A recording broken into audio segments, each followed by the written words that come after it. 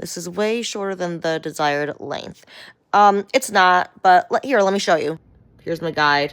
Remember, the guide is under my fingers. The guideline is like not just under my fingers, but it's like maybe half an inch under my fingers because you can't cut right to your finger. Otherwise, you will cut your finger. And then in the after, the guide is actually now above my fingers because I'm trying to hold it so I can show you guys. And I can't hold my fingers above the guide because, you know, it would fall out of my fingers. So I do think it's worth mentioning, though, that these comments do point out that PC choppy ends will always appear shorter than blunt ends. Like, yes, it is technically the same length because all the peaks are meeting that yellow line that I, drew in there originally. They are, right? I just showed that. It can sometimes appear shorter. So when I'm cutting like PC bangs, for example, I'll usually start my rough draft bangs nose length if I want them to end up feeling like they're about eye length. I also understand that like PC choppy ends are not for everyone and it can be very triggering sometimes for people. I personally love my ends cut like PC and choppy, and not everything is for everyone. And in fact,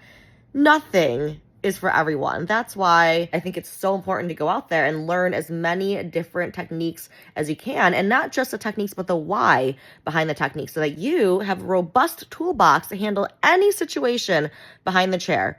And that's also why I think, before we judge, we should be curious. We learn more that way.